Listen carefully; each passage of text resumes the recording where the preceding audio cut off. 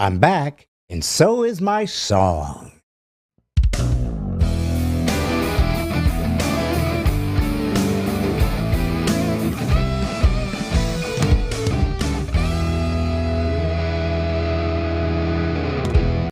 Well, your lucky, lucky day. It's Monday night at 7 p.m. Central Standard Time. This is God's Comic Brad Stine, and this is Brad Stine Has Issues, where comedy, conservatism, and Christianity collide in a cacophony of clarity. And we have a guest on tonight that's kind of a special guest in that Dr. Carl Werner, but by the way, I just realized something, White. If you have a name with a lot of R's and L's, it's hard to say, and I can speak. Yeah, I know. Why do you think I was struggling? Oh, my God. If you're struggling, audience, if he was struggling, just imagine how badly I butchered it. If you guys don't know about my son, and if you're new to the podcast, that is my son, he can't say R's very well. He goes, ow, because he had a speech impediment. So he does the best he can as an adult man, but it is funny, and we can laugh and mock. But just all in good fun, all in good fun. He's still a brilliant young man, but the guest is Dr. Carl Werner. Yes, Dr. Carl Werner. That's it. Carl? Carl. Carl? Yes. Is that it? Carl. Is that sounding right? Carl? No, Carl. Carl. That's it. Carl Werner. Shouldn't be that difficult, but apparently it is. And he is an expert on evolution fraud. Now, the last guy we had on a few weeks ago, people have been really interested in these young Earth creationists. They've been interested in these old Earth intelligent design when they had Stephen Meyer on, and the astrophysicist, Dr. Hugh Ross, who also believes in an old universe. But my people, which is you're my people, I don't own you, don't get all up in a knit. I didn't say I own you. It's not like you're my property, but I call you my people because you show up every Monday whether you like it or not. Why? What is it with those guys? Why don't they find something else to do on a Monday night? What keeps drawing them back like we're some kind of drug? Don't forget for how many people this is the, quote, highlight of their week. It's Aaron Oaks. It's a problem. That's Aaron Oaks. And we're working on fixing it, but for the time being, just hang with us, audience. Well, listen, and here's the thing: we're doing it little by little, right? Where we've gotten our audio finally working like a professional thing. And you know what? There was something beautiful. There was something sweet. There was something naive and just kind of cute about the fact that Brad Stine Has Issues always did. There's always something broke down. The mic suddenly you couldn't hear, or you'd push a button and something caught on fire. It was interesting, but it was interesting like a car crash. It's not good, but you just can't help but look. Wyatt, if you were able to watch an hour's worth of cars driving past you as you sat on a little rocking chair on your front lawn, or every now and again, one of them would crash. Yes, absolutely that one. In a heartbeat. Yes. In fact, I would be cheering. I would be like placing bets on which one would do it. Well, but my point is, what is it about humans that we like to see pain in everybody except ourselves? I mean, I do know from psychology in college, which... say what you will about if that was useful. Which one am I mocking? Psychology or college? You get to choose. Okay. Hey, you can do both if you want. Okay. So one thing I learned in the psychology class was teenagers have this concept called, I forget the name, but basically they feel stupidity? Kind of, but it's basically this idea that they're invincible and nothing can happen to them. Oh. So I feel like accidents where people get injured, at least to that demographic, it's probably a combination of, man, look at that. What did I say? I'm invincible. Nothing can happen to me. Combined with, that could have been me. Oh, no. Yeah, I am mortal. Oh, no. There's a term, and it might be a German word. I don't remember now. But there's a term for people that take pleasure in watching other people's pain. I forgot what it was. Schadenfreude? No, is that? I'm trying to think. Anyways, there's some kind of term. And if you think about it, that's kind of what drove Three Stooges. the Three Stooges were driven as a comedic trio by getting hurt all the time, hitting each other with hammers, poking each other in the eyes, slapping each other across the face, hitting somebody, with a bat or a pie. But that was their entire shtick, was getting hit with a shtick. And that's where the term slapstick came from. Tell me. Well, they would slap each other as their shtick. Well, you know that the slapstick was like two pieces of wood. Yeah. I know the slapstick was like an actual thing that would like make a loud noise when you hit someone, but it didn't really hurt that much. No, but it was funny. And you know who was known for who invented the slapstick and where it was utilized? Sigmund Freud? No, Punch and Judy. Oh, really? Yeah, it was done in the children's puppet show known as Punch and Judy. And let's face it, that is, you know what?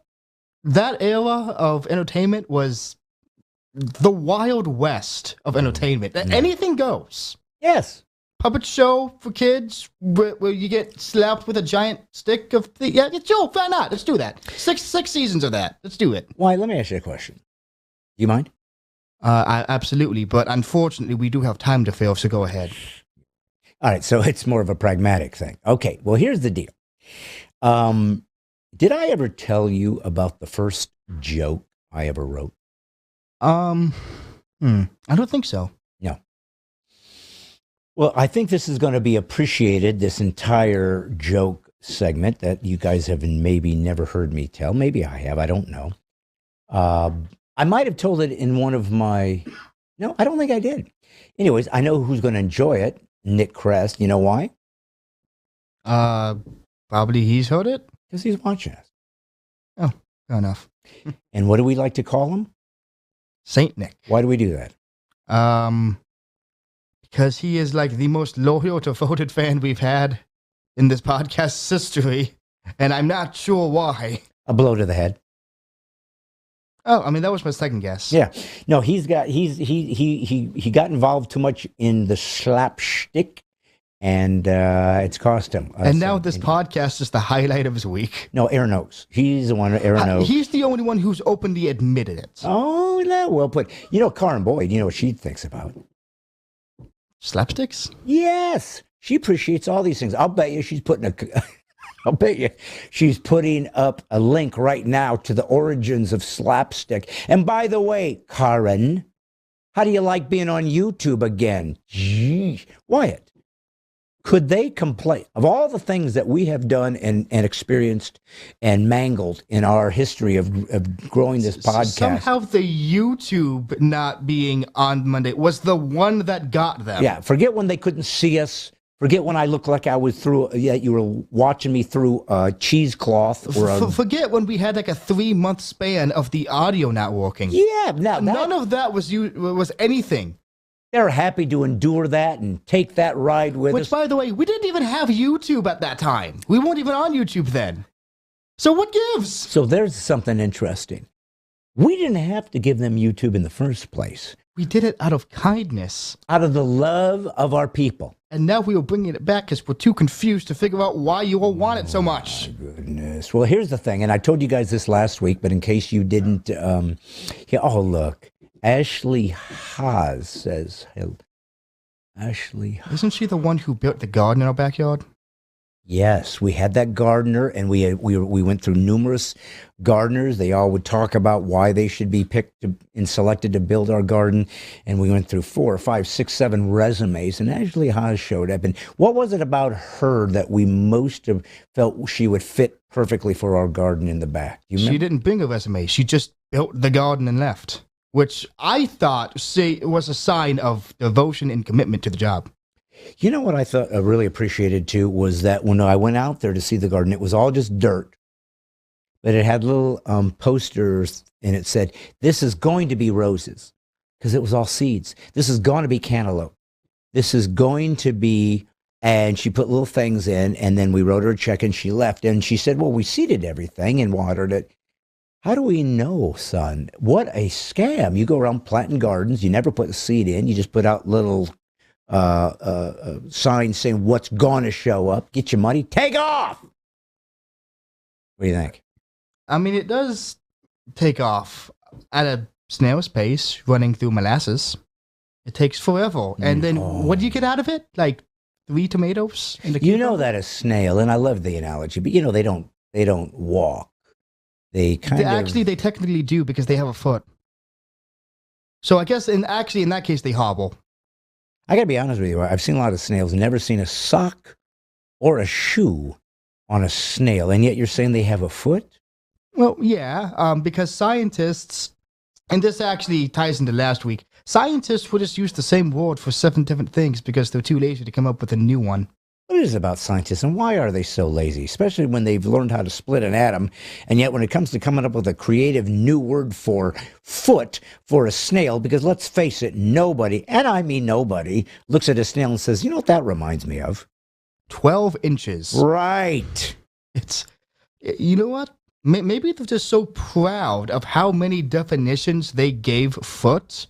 They had to come up with a new one just to brag. Stan Stinson doesn't do that. You know who else doesn't do things like that? Michael Quackenbush, or as we like to refer to him as the Quackinator. Or the Bushquacker. You know who else? I like mine better. Yeah, yours is good. Paula Faye Marie Rauchi is my favorite four-named lady. She likes to show up every now and again. Lots of people show up. Danny Herring, we love it when she shows. I haven't looked and seen her yet. Has she shown up? Is she from here? Is she there? Has she escaped the Trudeauian dystopian world? There is no escape. You just get a bit closer each and every day. True dystopian. True dystopian. Oh, that's a good one. Okay, that's going to be a highlight. All the Canadians are suffering from true dystopian issues. Oh my goodness, I'm good. Thank God I'm on this side of the border, otherwise I'd be arrested by now. We would see the National Guard just blasting through, feeding me molasses and maple syrup and putting a skate on my foot, and off I'd go to the brig. Anyways, that's another thing for another time. Fred, I got to ask you a question. I was talking to you, and it started this way, and it got off track, and that's so unusual for us. Wait, this podcast getting off track? Okay, well, I'm going to put it back on the track. Here's what I wanted to talk to you about today, son. My first joke. Did I ever tell you about writing my first joke and what it was? Okay. After giving it some thought, I swear you said this to me once, but that was so long ago, I've forgotten. So you don't remember what it was? I do not know. Okay, so here's what. First off, if you had to guess, how old do you think I was when I wrote my first joke? 16. Nope. Close, but go backwards. 14. Backwards. 10. 8. 6. 6. Okay, does it really classify as a joke if you're that young? Because, like, you don't even understand the proper comedic timings and nuances. You just stumbled upon a funny scenario. You didn't make a joke. But first off, how do you know? And secondly, they laughed. So what does that mean? You were 6. They laugh when you accidentally trip and fall on your bum. Back to the slapstick. We've already covered that topic. Here's what I wanted to say. I'm going to tell you guys the first joke I ever wrote. It's a funny story, and it's poignant in many ways. So, when I was 6 years old, I was in kindergarten, Wyatt. I believe it was kindergarten. Maybe I was first grade, so maybe I was 5. Anyways, but I'm pretty sure it was kindergarten. And they had, I'm trying to think, show and tell. It wasn't show and tell. They had kind of like Freeform Friday or something. They didn't call it that, but I'm just trying to remember what it was. But the point was, what they did was they let the kids kind of be creative and do something in front of the class on a Friday, okay? So this moment shows up, and they had a little stage, a little puppet stage. It was just like a whatever cardboard thing, and you could get behind it and put your hands up, right? That's all it was. But it was, for children. And they had little puppets, right? So the teacher said this. She said, hey, guys, we're going to have a puppet show. We've decided to have a puppet show, so we need some volunteers who would like to be the puppeteers. Well, I raised my hand, other kids raised their hand, and sure enough, son, I was selected. I was chosen to be part of the puppet play, the puppet show, the puppet drama, okay? So I get up, I get behind the little screen. It's up here like this, right? I'm behind the screen. Another kid comes up They're behind the screen. There's the puppets. We put the puppets on our hands, right? We get up, and guess what? Guess what the script was? Slapstick. There was no script. Oh, it's ad lib. Completely. Oh, it's improv. Yes. Oh, okay. Now, what kind of train wreck does that entail for a 5 or 6-year-old that they say get behind there and just make crap up? That would be hard for like most adults to do. Thank you. All right, so now you're setting it up. Now you're getting a vibe for where we're headed. So I'm behind there. I got my thing up. I'm 6 years old. I'm looking at this other kid. He's soiling himself because he realizes I don't know what to do. I am completely flummoxed. Well, guess what? We get up there, and what do you think your dad did? Is it going to be sort of similar to our discussions on car crashes and how fun they are to watch? I ran with it. I always loved being the center of attention. I loved it. If somebody had said we're having a oral exam and everybody's like, I'd be going, ooh. I love being in front of people, acting. It was my natural thing that God gave me to do. So I was excited. So I didn't care, wasn't in any way deterred. So I started making stuff up. So here we are up here.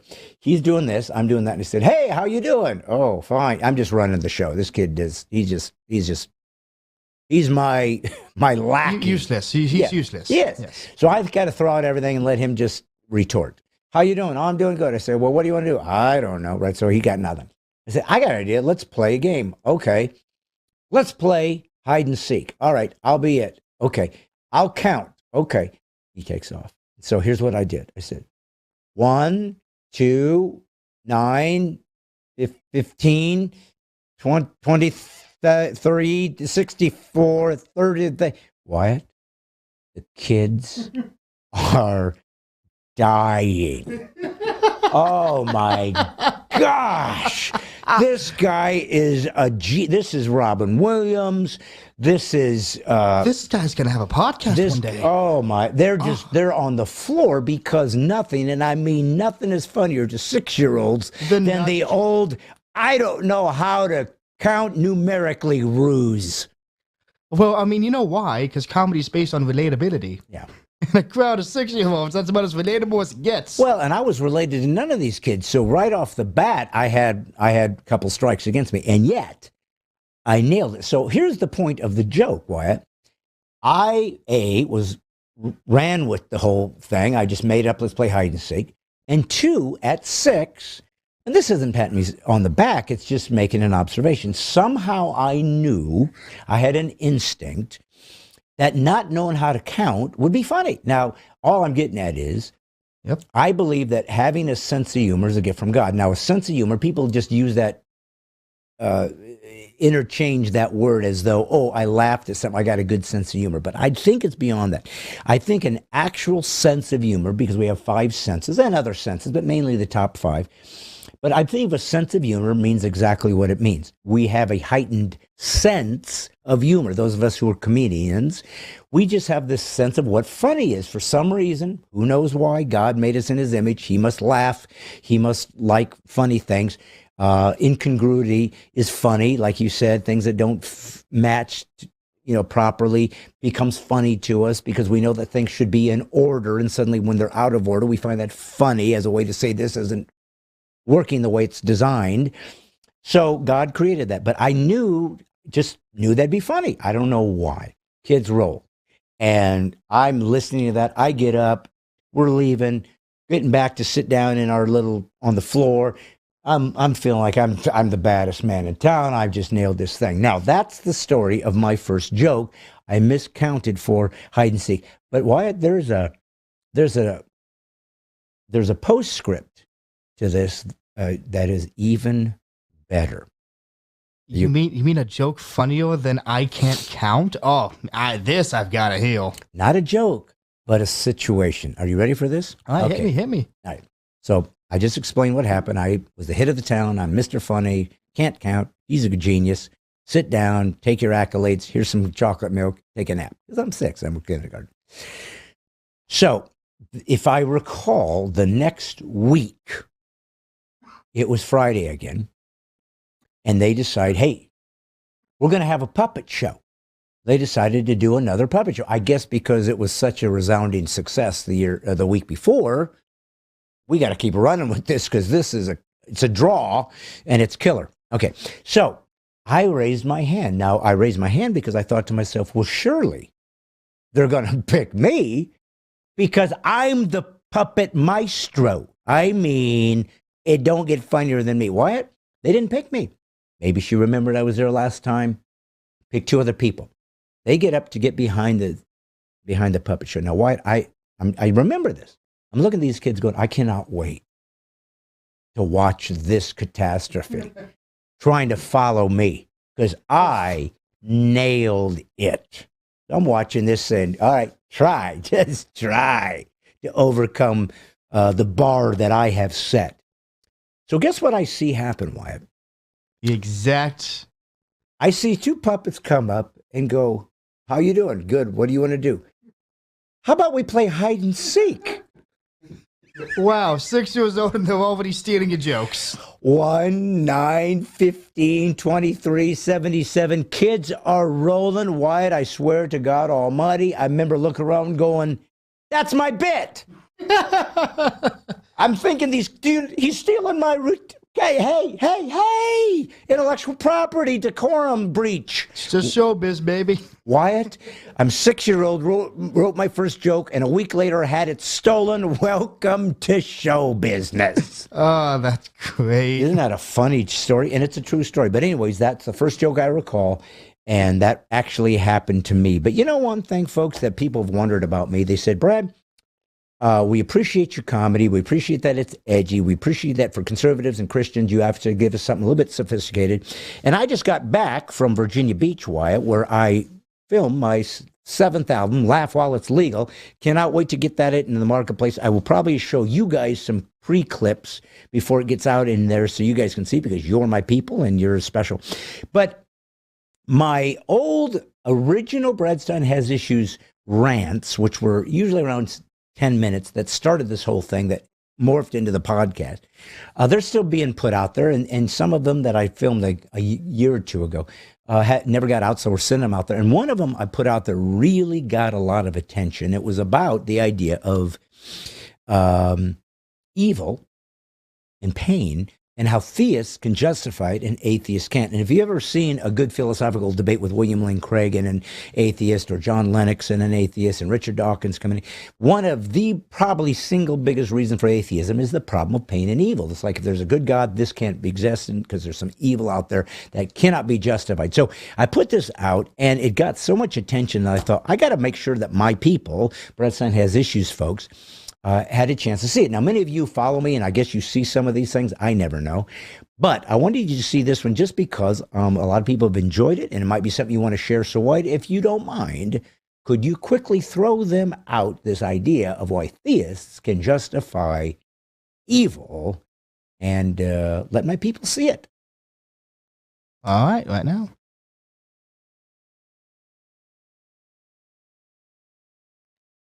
So there you have it. It wasn't complicated. I'm sure it's a culmination of all the different philosophies that I have read about and contemplated about, but some of that was kind of my own thinking, my own processing. I am an autodidact. I've said that before. If you don't know what that means, it means you're self-taught. It's just the way I learn. I read my own books, my own contemplation, my own meditation on ideas, and that was what came out of that. But I got a lot of really great. I had a lot of, I've never heard it explained better. So that made me feel good, because there's a lot of things out there in the Christian world, Wyatt, that don't make sense. There's a lot of things that do with God that don't make sense. They're hard to grasp. And I think for some reason, people believe that if you believe in God, it should be really simple. And my premise has always been, if the creator of the universe's intellect is equal to mine, you're in a world of hurt. Because the very fact that most of everything that is God is ungraspable is why he gets to be God, the ultimate force that cannot be equaled, duplicated, contemplated, and he can only give us little pieces of his essence. We're made in his image, but obviously limited. We're not omnipotent. We can't do whatever we want. We're not omnipresent. We're not everywhere. He's in every dimension simultaneously. And we're not omniscient. We don't know everything. Matter of fact, most of what can be known, we don't. So it makes us in a different category. And so to find God, to understand him, does take hard work, studious work, disciplined work. And yet it's what the Christian church has been doing for thousands of years. And I'm proud to be a believer. And here's the truth. Here's the actual truth, based on three-dimensional, five senses aspect of philosophical exploration, trying to understand, trying to find inductive and deductive reasoning towards the God experience, who's transcendent, so he's going to be tricky. He's not going to be discoverable like a material idea would be. He's going to be in a different category, and yet accessible somewhat with what we can acknowledge and try to understand. Nevertheless, the truth of the matter is, one day I'm going to die. It might be sooner than I expect.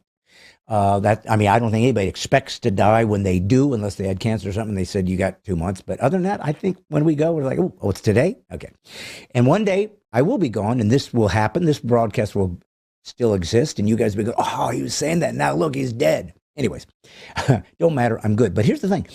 If it's not true, if we are, in fact, just matter in motion, just accidental chemicals that accidentally became self-aware and just simply phase into oblivion until the heat death of the entire universe collapses and there's nothing left, and everything that ever existed simply doesn't exist, thus nothing had any purpose. If that's true and I die and I end up into eternal oblivion, I'll never know. I'll never know. So I really won't be in bad shape. It won't matter that I did good things or bad things. It won't matter that I was moral or immoral. It won't matter because I won't know I was here. Right now, as a living, sentient person, that sounds frightening. The moment I go unconscious, it won't matter. And that's the truth. But I've committed my life to the fact that Jesus Christ is, in fact, God, because he proved it. He did something nobody else had done. He came into life and did things that were predicted thousands of years before his existence to prove that he was beyond linear time. He did miraculous things to prove that he was beyond nature, so he could do it. People saw it. He died, came back to life. People actually saw it. All historians, even the atheists, do agree he was crucified. He did exist. He did die. And he came back to life. People saw it, and they said, we've seen God because he told us this is how it was going to look. He is the Messiah of the Jews. Many have rejected him. Many have not. The original church was Jewish. And I believe he's God, and I believe that when I die, I will simply cross over into the netherworld, the transcendent world where God exists. That's always been here. I just don't have access to it in my material world. And there I will find eternal bliss with my Creator. That's what I've committed my life to. That's what this podcast is, to try to encourage you who believe like that to get in deeper, who came across this accidentally, to jump in and, hey, water's fine. God's real. He revealed himself in Christ. Nobody else has ever pulled that off. Trying to show you inspirational clips that you might enjoy. Trying to have some laughs before we get into these heavy discussions that oftentimes are hard or dark or difficult. And so I want you guys to understand what we're doing.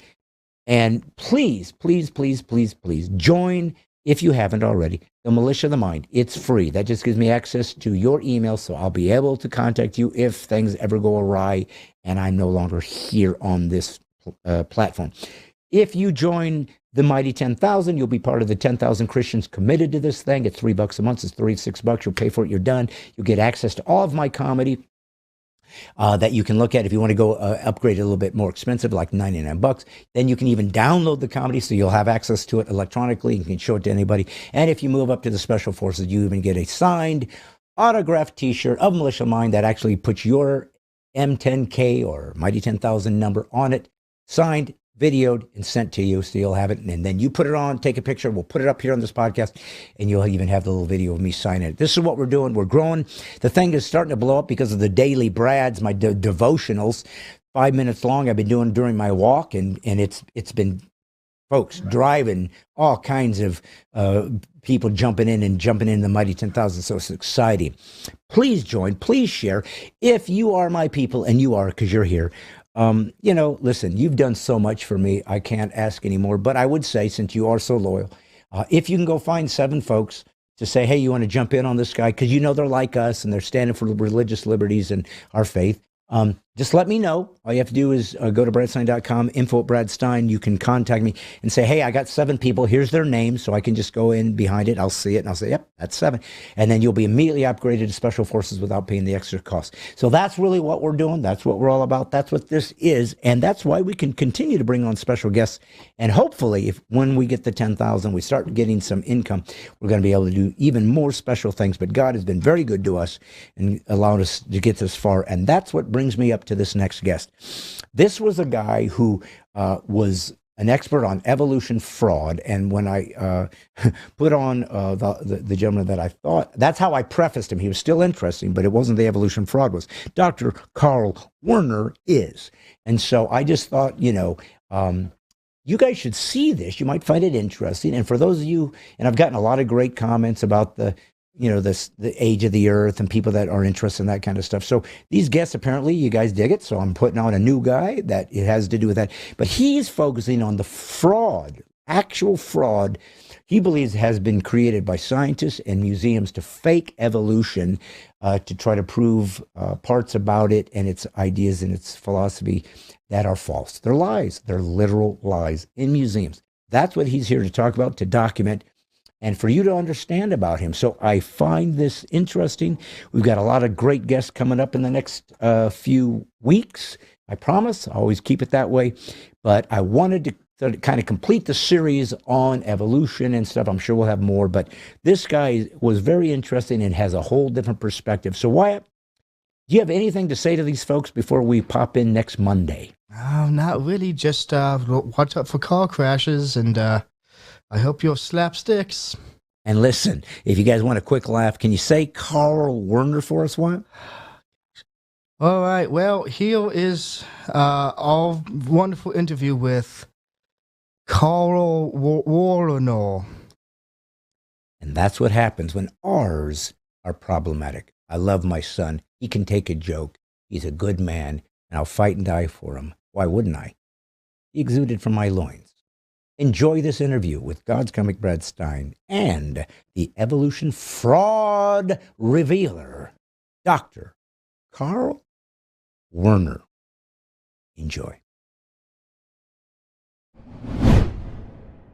Please welcome Dr. Carl Werner to Brad Stine Has Issues. How do you do, Dr. Carl or Dr. Werner or Doctor, whichever you prefer? Well, you have interviewed today the most unfunniest man on the planet. So this is going to be a yin and a yang. So I don't know how that'll go for you. Well, as long as I get to be the yang, I'm happy. I'll tell you that, because I tried to be the yin once and it just didn't go well. It did not serve anybody well. I want you to describe yourself to my viewers, if you don't mind. So take the podium, my friend. Well, thank you. And so nice to be on your show. I am 64 years old, but when I was 19 years old, I was in medical school. I got into an accelerated medical school. I was there on a full science scholarship, and someone asked me out for pizza. And during this pizza event, by the way, I had fallen away from God and from my family and, faith and et cetera, et cetera.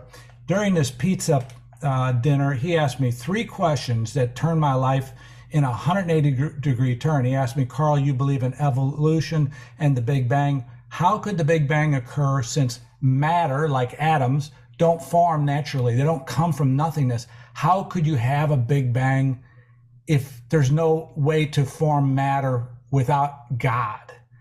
And I thought that was an incredibly intuitive, insightful question. And I was there on a full ride science scholarship. I had already done research in high school at the university. And here he asked me just the most simple question. I couldn't answer it, Brad. The second question he asked, and this all took about a minute and a half and changed my life. Second question is, Carl, you believe in evolution, that there was this primordial soup, that life began in this pond where chemicals mixed together and lightning struck it and life formed. You know as well as I, Carl, that macromolecules, that's the large ones like DNA and proteins and enzymes, they don't form naturally under any circumstance, which is true. how could life ever form? And, I was dumbfounded at this point, like all the music in the background just kind of went silent, just like in a movie. And all I could hear is silence and just his questions tumbling around my head. And then he asked me the third question, Carl, they've collected all these fossils. The number of fossils the museums have collected is 1 billion per museum. He said, why don't you see evolution in the fossils to show the formation of the groups, like each of the animal groups? Why do they just suddenly show up? That's impossible. You would think with that many fossils, you would have found these intermediates. And I was without an answer. I didn't acknowledge this to him. I just said, there's good questions, whatever. But inside I was in turmoil. And I went on what became as known to me as my grand experiment. I'm going to try to figure this out. Well, does this mean that there's a God? What do you do with the dinosaurs? How old's the earth? How about the ape man? What do you do with that? And I couldn't put it together why there would be such a disconnect. But for the next 18 years, then I just went on a pursuit. I still had a life, I was a physician. I went on a pursuit just reading books, biochemistry, geology, paleontology, anthropology. And at the end of those 18 years, I was ready to start my first experiment, which was to test evolution. And my wife and I then started a television production company and started to interview about the fossil record, which was volume 1, about dinosaurs and whether life had changed or not. That was volume 2. And at the same time, we were simultaneously interviewing scientists about ape men. And this is what we've been doing for the last 27 years. But when we interviewed the scientists, they did not know that I was questioning evolution. They actually, I think, all believed that I believed in evolution. And I didn't, wear a cross and say hallelujah during the interview. I just basically said, hey, I'm with this television production company. We'd like to interview about the ape man you have found. And this is the startling news, is that during these 27 years that I've been living kind of a secluded life, filming, traveling all over Africa, Europe, South America, and the United States, North America, is that we documented during these 27 years 150 frauds in the field of human evolution. And the frauds are not mistakes like, oh, I picked up a pig tooth and I thought it was an ape man. Oh, I'm stupid. Okay, that's not a fraud. That's just a dumb scientist or a mistaken scientist or overzealous scientist. A fraud is a very fine word that means that you knowingly and intentionally misled, and either you changed the fossil, altered the diagram, told a lie. But during these interviews, when I had this amazing opportunity to interview these scientists thinking that I was on their side, that they, and also some work on my part, revealed 150 frauds. Crazy amount. In fact, the frauds are so great that I actually, I would submit that this is going to be the tipping point for the theory of evolution, because human evolution's been the last holdout. Everyone has said, well, we still have the human evolution fossils. Everything else doesn't quite fit together, but we still have all these human evolution fossils, the ape men. But now I submit that this whole theory is tipping. It's like the Leaning Tower of Pisa, but it's gone over another 15 or 20 degrees, So that's what I'd like to share with you, these 150 frauds. Well, and I definitely want to get into that, and we definitely will. I remember doing some study and some research over the years. I've been a Christian since I was 9, and I'm an autodidact. I mean, that's how I've learned anything in my life. For the most part, I had to be self-taught. It's the way my mind works. It's how I think. It's how I reason. And so I'm interested in information. And I remember coming across many years ago this perspective of evolution and from a creationist point of view. And they did mention the Piltdown Man. That was the one that I remember as an actual fraud done on purpose. I think they filed down a pig's jaws, teeth or something or other to try to make it fit to a skull and this and that. And it was literally a fraud, I guess, to I don't know if it was to lift up this guy's prestige within the community or if he was trying to make money off of it. I don't know why he did it, or if it was just simply a matter of the guy trying to make sure that the evolutionary materialist perspective was given credibility over a transcendental created force. I don't know. But that was one I do remember. Even the materialist scientists have agreed was a fraud. So I'm guessing that might be one of the 150. Interesting that that would even be part of the scientific milieu, because that's the thing they tout constantly. Is we follow the evidence where it leads. All we care about is the answer to the question. And they don't. I think everybody has a bias. Everybody has a presuppositional worldview. You cannot function if you don't think that you believe something is true and then try to act on it. But people like you who believe in God and in God's created order also get very specific in the things that you believe about the earth, the age of the earth, evolution, how it works, what it doesn't work.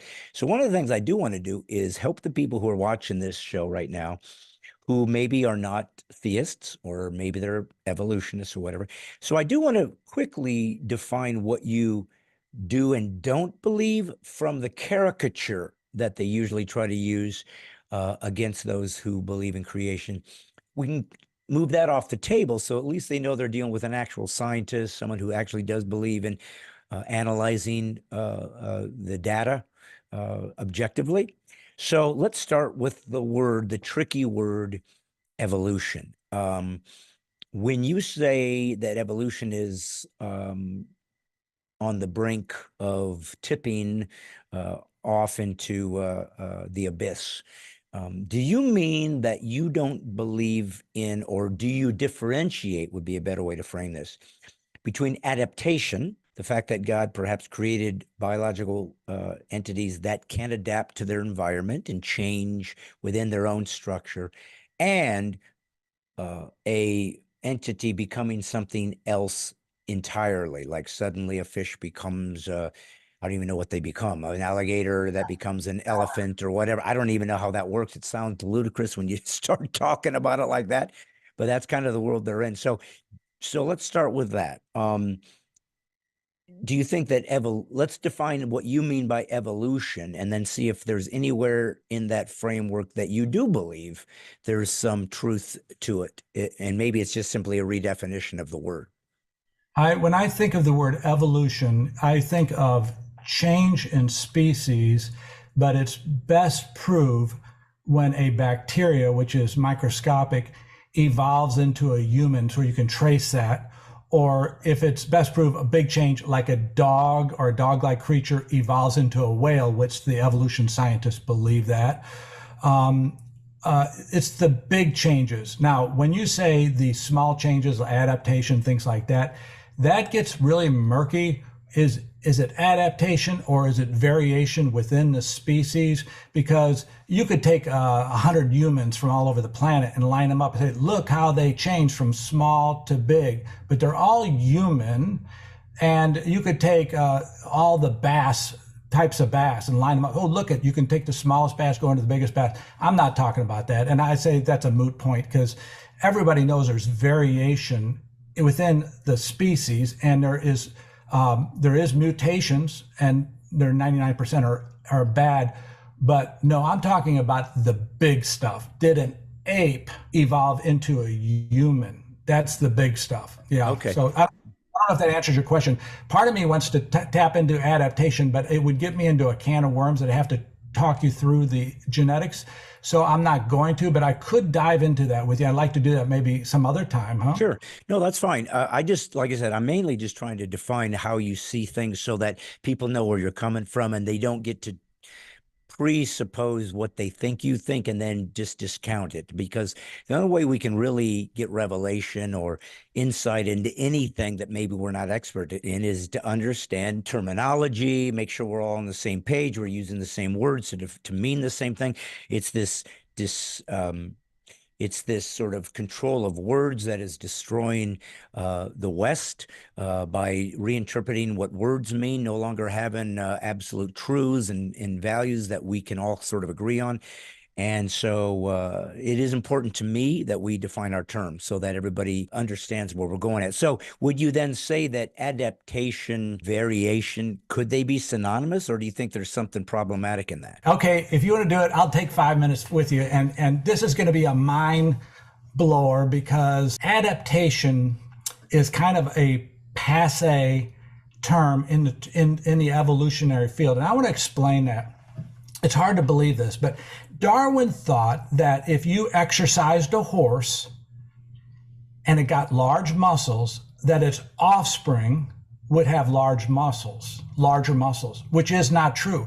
And why is that not true? Is because if you exercise a horse and get the biggest horse muscles you could possibly make through adapting to the environment, it's not passed to the next generation because the exercise of your arm and leg muscles don't affect the DNA in the egg and sperm. They're isolated. They're like in a vault. And so anything you do in life, whether you suntan, your kids aren't born with suntans, make muscles, your kids aren't born with large muscles, stretch your neck to reach leaves higher in the tree, your kids aren't born with longer necks. So adaptation, it sounds good. And yes, you can adapt. Okay, so you go into a cold environment, you put on a coat, you've adapted, but your kids aren't going to be born with a coat on. If you go into a cold environment, let your hair grow long, you're going to be warmer, you're adapting, you're smart, but your kids aren't going to be born any different because anything you do in life is not reaching the DNA in your eggs. For the guys, it's a sperm, the girls, it's the ovum, untouched by anything you do in your body. So that's why adaptation, it sounds good. I'm going to offend the audience by telling them this, but when you start thinking deeply about adaptation, well, how could adaptation, something I do, adapt, affect the next generation? It can't. It has to be a mutation, a blind mutation, not by needs to stretch your neck, not by needs to get a darker skin, but by accident. And it has to be an accidental change, not only it has to be, the accidental mutation has to be in one cell, the sperm or the egg. And that's really hard to pull off. So I'm not a big adaptation guy, but the evolutionists love to throw it in there because it's a confusing term and it makes it believable. But really, most high-thinking evolution scientists would not believe anything you adapt to during life can be passed to the next generation, affecting evolution over millions of years. Does that make sense, Brad? No, it totally makes sense. I would completely agree with you that what has to change is not what you did today to get stronger, but the code in your genes has to change. That's what gets passed on, the coding. I had Dr. Stephen Meyer on, and he wrote The Return of the God Hypothesis, and the whole concept was the code, the engineer programming a code within the DNA that actually tells the organism what to do. So so obviously, if I get really strong, that didn't change my DNA coding. So that makes complete sense. I think what I was trying to navigate was what you said earlier. We do have darker colored humans through a deeper, richer melanin level. We do have taller humans. We do have people who stated that if they lived in mountainous regions, that their calves got thicker because they had to climb. And so then that got passed on. And so we do know that there are differences in the makeup, the ontology of a human, in the way they appear. So they're different in appearance. So I guess I was just trying to figure out, well, how does that fit in your perspective of how biology works? That's an excellent question. And I thought you were supposed to be a comedian and not a heady guy, you know? So every time I do this podcast, people want me to tell jokes, and it's like, I'm not on the stage. I actually care more about this stuff than what I do on stage. I can't help it. People like you intrigue me. I'm more interested in truth. I'm more interested in the big picture. I don't have a lot of time left on earth. I'm trying to leave a legacy in God's story. That's why I exist. That's why I'm here. That's what makes me who I am. So I just asked the questions that interest me with the hope it interests the rest of the people. So I apologize if you thought I was going to do a little dance or make you laugh. I love it. You're going But to become. my point is, you're much more interesting to me than I am to me. So that's why I ask these questions, because I want to know the answers. Well, you're more interesting to me than I am to me. Okay. But listen, here's a term in genetics in medical school: the limits of variability. So within my genes, I could produce a child that is shorter, taller, darker skin, lighter skin, and flat face, big face, because my genes have multiple copies. I have copies coming from my grandparents. And so I have all these genes, and just mine happen to be expressed as a bald guy. I could reproduce within the limits of variability for the humankind, and I could produce all the way down to a very short person, tall, dark, or light. Same with a dog. Think about two dogs. You could take two mutts. There's variability. You could take the two mutts and keep breeding them down to the limits of a Chihuahua. You could take that same two dogs and breed them up to a Great Dane. But the limits are not evolution, because they have limits, and the variation has limits. So you can't breed a dog with antlers. And you can't breed a dog with a whale's tail. You can try all you want, but I guarantee you will not succeed, because they only have this certain number of genes, certain number of variations, and that's it. And that's why these limits can't reach evolution ideas, because they're stuck in just the species and the variation within the species. For whatever reason, I guess I didn't really think about how many genetic options are inside of me, because I come from not my parents, but from their parents' parents' parents, who thousands, hundreds of thousands, who knows how many people that went before me. So are you saying then, so here's what's curious then, my genetic makeup that's internal to my Brad Stine, the guy that I ended up being, is fixed, which means I might have lots of options potentially inside of me. So that's why I might have offspring that suddenly I'm short, I'm 5'6", but suddenly I get a tall guy. Well, how'd that happen? I'm not tall. No, you're not. But 15 generations ago, you had a guy that was, and that gene's also there. So it's kind of random, I guess, what you end up with once you are conceived.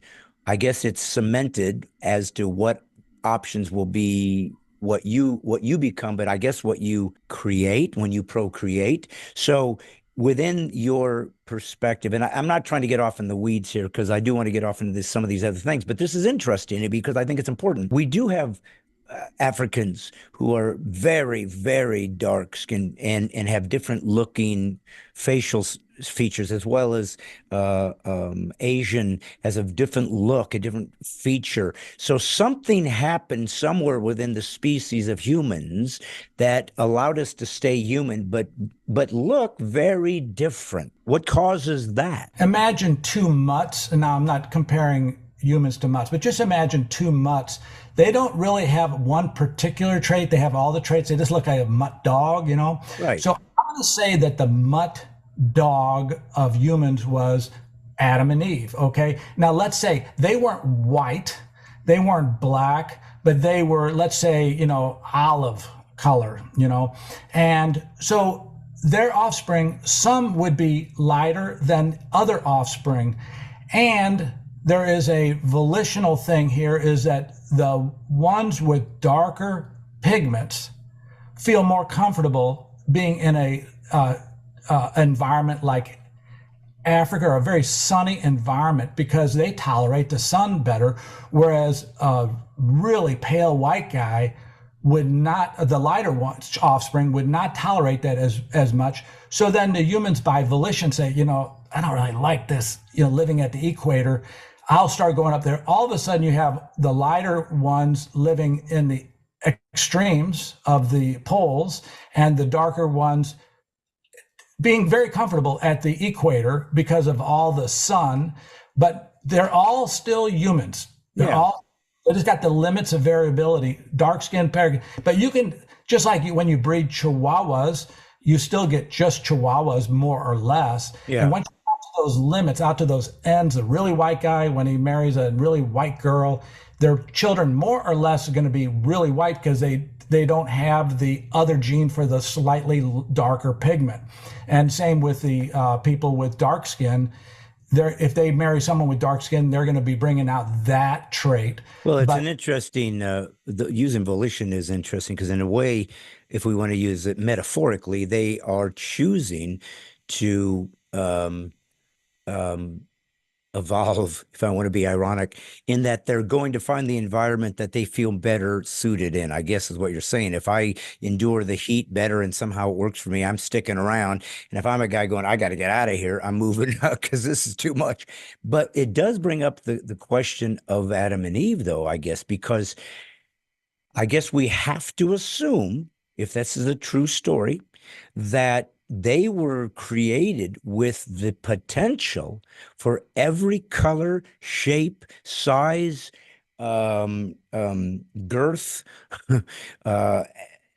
within the potential of their original master copy DNA.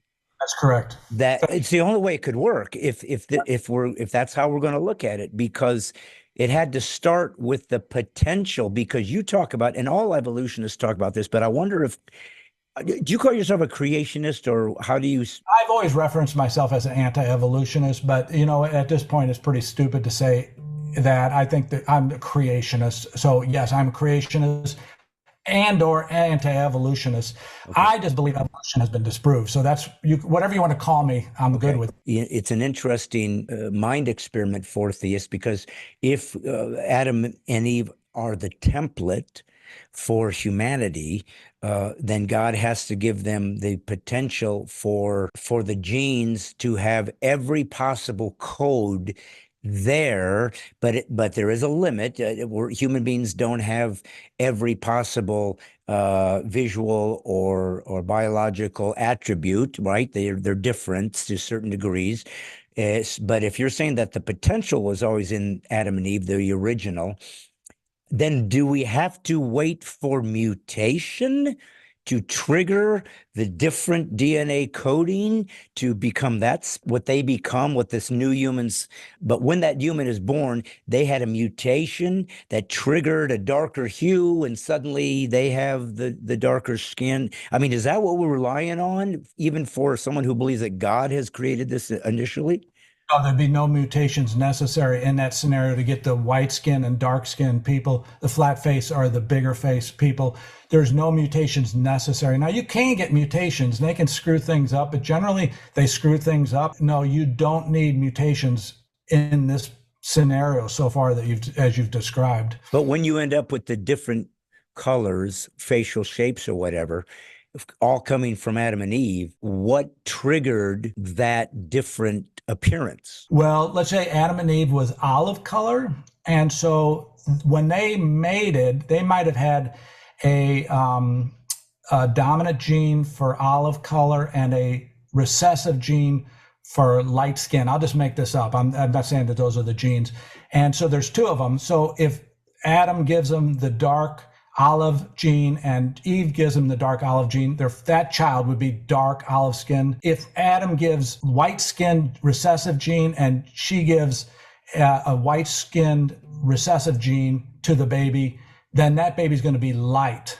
And so there you go. They had multiple gene options when they procreated. And so they could have 4 kids, and we see it today where one is darker, one is lighter, one is taller, one is shorter, because of all these variations. Okay, yeah, I was just curious, and I don't want to belabor this. It just was interesting to me when it came up, because I was trying to think it through in real time since it came up. But let's get back to kind of, what you sort of prefaced your time here with me on, and that is this fraud, because you went on a journey. You said, okay, I believe in science, I believe in biology and chemistry, and that there are natural laws in nature that are there. I don't know if you were a Christian then, so you just believed it was natural, or if you believed that God created the laws. I believe, of course, that God put the laws into motion.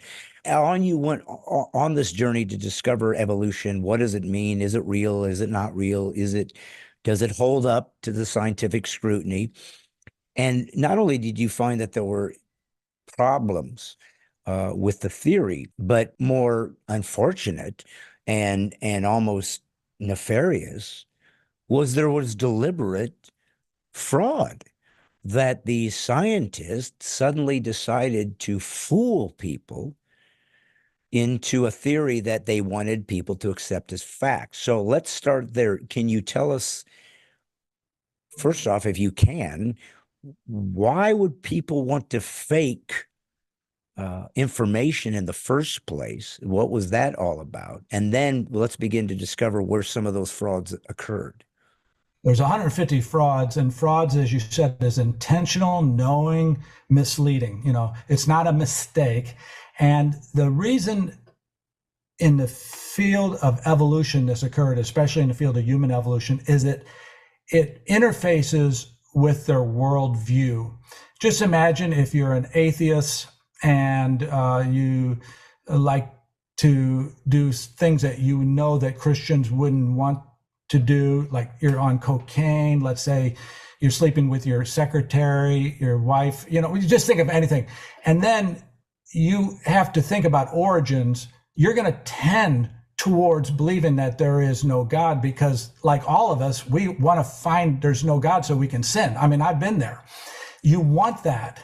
So they want to hold up their worldview. And unfortunately, it gets so murky so quickly, because then all of a sudden, well, I'm trying to help the worldview, and the world needs to hear my worldview, and I need to get some attention here to my work at this dig site because I'm living on breadcrumbs. So I need someone to come and write an article about it. And then suddenly it gets into, for those reasons, the worldview and the need for money, that frauds start popping out like crazy, crazy. Well, and we've even seen in the last few years with the Corona cult and the WHO being compromised, the CDC being compromised, that there's political cachet to finding a particular worldview that perhaps the self-elected elite have decided must be the foundation for how we see the world. There's value to that. You're going to get paid for it. You're going to get status for that. You're going to be given special accolades. You might even be given places in a political administration where you're getting paid a lot of money. There is something at stake sometimes to toe in the line for a materialistic worldview. And clearly, that's what we have now with those who have jettisoned God and believe that even transhumanism, everything that's coming out of what is now accelerating or trying to through WEF and so forth, is basically we're God. We get to make the calls. We make the choices. We get to, by volition, create the next season of evolution by deciding we will now integrate robotics into our brain stems, and we will do things. We are now evolving by choice, which obviously is which is in the antithesis of what original evolutionary synthesis purports, which is that things happen accidentally. But now we're choosing to do something that everything that previously came about by accident. But that's beside the point. Let's get into some of these frauds. So when you first started doing this research, was it mainly just to see if you could prove evolution, and then you started seeing flaws in the formulas or in the philosophy? Or did that just come later when you started saying, not only does this not believe is how evolution works, but in fact, this was done deliberately? I mean, did that come later, and you're like, and you stumbled upon it, and you're like, oh, I didn't see this coming? Yeah. In fact, we did these interviews for 27 years on human evolution. This is just an example to answer your question. And I wrote up 2 books on human evolution. The first book is Untold Stories. And this isn't a plug, but the book looked at all the 5 different ape men that were made out of normal animal bones, like pig, dolphin, horse bones, that they misinterpreted as ape men. I wrote that book up. I didn't think about fraud. I had done all these interviews. Then I wrote up the companion book, which was which is titled 9 Categories of Overturned Ape Men. And that is basically, there's 232 ape men that have been disproved, and I divided them into groups. What did they turn out to be? Well, some were monkey bones, some were ape bones, some were human bones, some were human bones buried during the Ice Age, some turned out to be a reptile, some turned out, so I just divided them into the 9 groups. And to show you, Brad, how stupid I am, I did this for 25 years, writing up these books, and never occurred to me, how many frauds were there? So I'm literally 2 years ago writing up the back of the book on volume 4. And I was writing, and during the interviews, there were several instances of fraud that came out during the interviews. And I said, well, that's kind of a weak statement to write on the back of your book. How many did you find? And I had to think about, well, how many?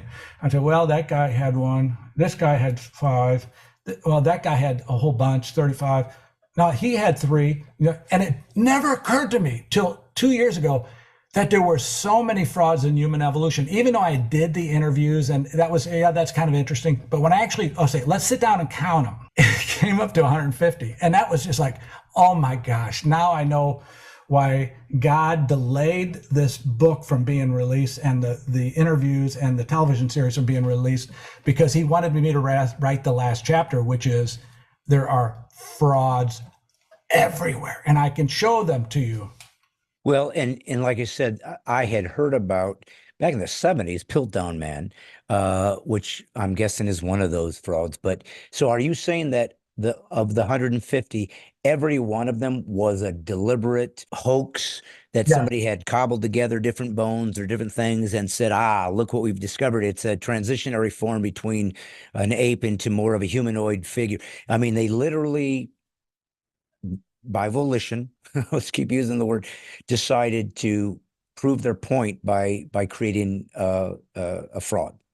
So sometimes the frauds were these spectacular ones like Piltdown, where they created an ape man and planted it in the ground. But others were lies to support their idea that their creature was an ape man, or they're altering diagrams, or they're altering fossils. So it usually falls in those categories: planting, or identifying an animal that that's not an ape man as an ape man, altering the diagrams of it, altering the fossils itself, or telling lies. That would fit 99% of these frauds. And you said you interviewed these guys, and then the fraud would reveal itself. Was these guys that kind of said it themselves, like, yeah, we thought this was a ape man, and come to find out somebody pulled a fraud? I wish that didn't happen. And they were kind of, frustrated by that. Or are these guys the ones that committed the fraud? Were these the guys that did it? Or were they just referencing historically what had been found out later to be fraudulent? So both. Like, for example, Dr. Don Johansson, who discovered Lucy, we did the interview with him. I didn't think there was anything fraudulent. But then when we did the homework and go interview his partner in Paris and look at the fossils down in Tanzania, I was like, oh my gosh, that was a series of frauds. Johansson had a series of frauds to make Lucy, and they're stunning frauds. I'd like to go over Lucy frauds, if you don't mind. Do that. Yeah, do that. So Lucy, because Lucy was supposedly the ground zero for humanity, right? Like the first human, I guess, is what they purported it was. Yeah, it was about a 3.5 foot tall ape-like creature, and he said this is the earliest ape man, and he got a lot of traction in the 1970s. When we interviewed him in 1997, everything seemed real, but then, like, one of the points he always made was the knee joint of Lucy is a human knee joint in this little 3.5 foot tall creature, which that could mean nothing else other than this knee is from an animal that walked upright like a human. Okay, he said it 100 times. Okay, we flew over to Paris, unknowing what we're going to get in the interview, and interviewed the partner, Yves Coppens, in Paris, who was the partner when they dug up Lucy. And when we interviewed Yves Coppens, Dr. Coppens, what was the knee joint of Lucy like? And was it human-like or ape-like? Knowing he's going to say human, right? Because we heard that our whole lives. And he said, oh, the knee joint of Lucy is ape-like. And I'm like, what do you mean it's ape-like? He said, it's ape-like, it's not human-like. See, that was a fraud because Johansson said in his writings, all analysis of the Lucy knee joint indicate it was a human-like knee joint from an upright walking creature. All analysis, yet his partner, and then we interviewed a student, told us the same thing, that no, it was a ape knee joint. That was one. Number two, he said that in Africa, there's a place where there's footprints, the Laetoli footprints, and they look like human footprints walking across a sand beach. And everyone says they look human. And he said, this is proof that Lucy walked upright because the only fossils found around Lucy, found around these footprints are the Lucy kind of fossils. And so we went down to Tanzania to look at the fossils, and there's, I don't know, 40 or 50 of them.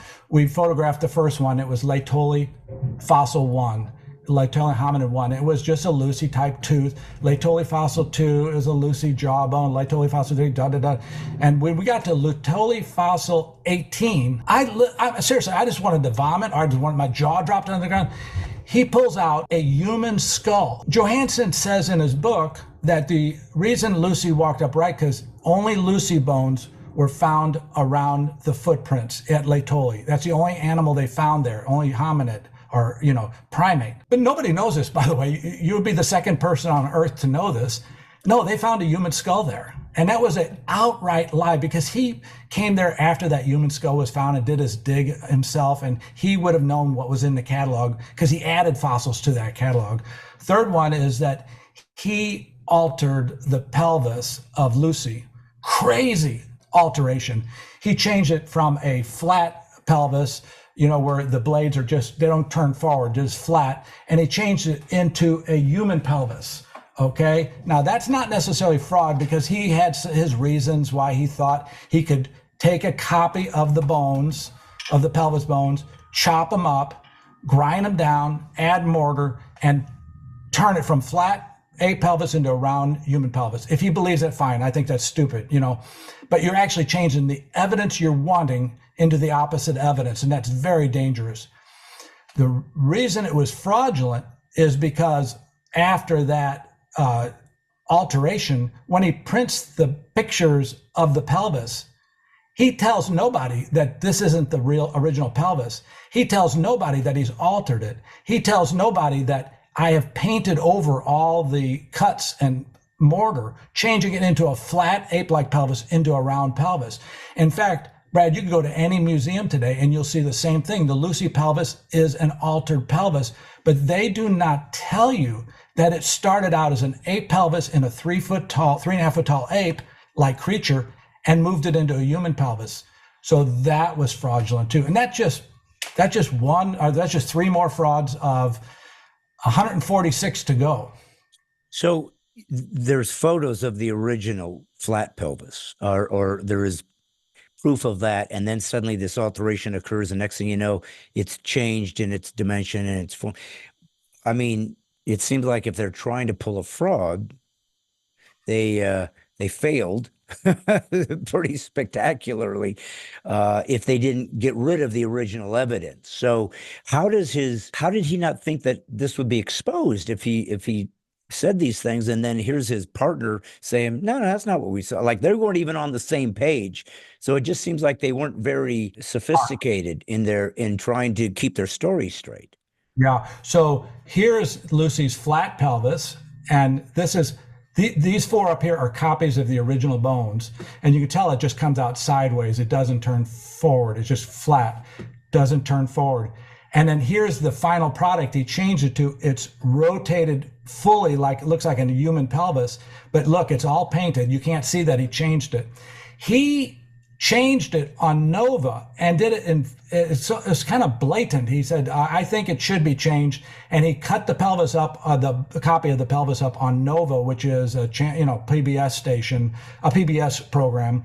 And so it's known that he changed it, but he never followed up and told everybody from that point forward, every time he showed the pelvis, that this is a fake paint job on a severely altered pelvis. It was bold. If you stick with me, you'll be amazed how bold these frauds are. This is not unusual bold. This is just bold, normal evolution evolution scientist who believes in human evolution bold. If you have all of this photographic evidence or whatever, how has this not become more known within the community of science or just journalism or something? Because this would be a big story. I mean, how many people are in cahoots on this thing to try to keep this hush hush if you have access to the proof that this was fraudulent? I mean, I don't understand why more people aren't aware of this. Well, first of all, it is a news story. It's going to percolate, I believe, for a while here because it just all came out in January, February.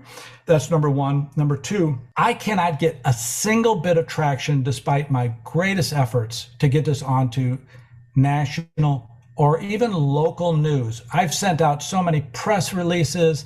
I've, done contacts, go to the stations. I can't get a single person to listen to me. I would really prefer if you could, and if you could help me, Brad, I would appreciate it. Get BBC to come here and do an interview with me, 3 interviews, and get CNN, the hardest evolution scientists, get me on there and let me have my shot. But I can't even get the words out to the community other than Brad Stine. Well, I mean, I certainly, have no problem, trying to introduce you to folks that I might know. I mean, I just want truth. I really do not care what the truth is. I just want the truth. I'm a Christ follower. I am obligated to the truth, no matter what that means. And so it just, like I said, it fascinates me that if you have this evidence that you're not even able to get somebody interested in it, even if it was more of a sensationalist Right. publication. Somebody might just find hey, maybe I can get some clicks or maybe sell some magazines with this.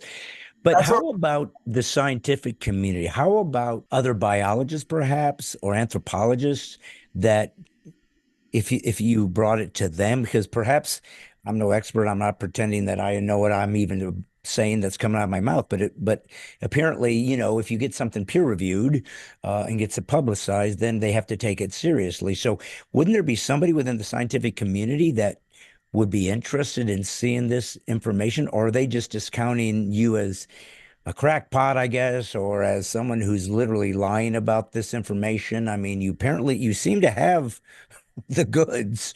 So you would think that at minimum, you could be sued right. if this was slander, if Right. this is, then they should have say, how dare you tell me that I made this up and recrafted that? I mean, you would have grounds to be in big trouble. And obviously it hasn't happened. Yeah, no, I'd be an idiot for using the word fraud with any scientist that's alive unless I was sure that there was fraud. Yeah, and I don't know what the answer is, and I'm going to ask all your listeners out there to help me. I know that if I went through the process of starting to submit articles on these frauds, it just would take a month or two per article, and then it probably would get turned down. I have what's the equivalent of an article is a published book. And so I say, if someone would contact me from Nature or Scientific American, let me write it up. Oh, I would do it in a heartbeat. I would give it to my best shot, give it a week's worth. But you've never had any anthropologist find this interesting and curious? Nobody has kind of come alongside you and tried to fight this battle with you? I don't think anybody knows about it yet. This thing is just fresh new. And by the way, we produced a spectacular 6-part television miniseries with all these interviews. It's very entertaining. It's very high quality that I could use some help getting this onto PBS or Nova or whatever channel there is. But Brad, I have to a confession. I live under a rock. I know you have 527,000 followers on your Facebook page, but my Twitter, I sent out a tweet about this and I had one person like it. And I only have like 200 followers. I live under a rock. Nobody knows who I am. So it's going to take a while to percolate it out, but I will need people's help to either share it on Facebook.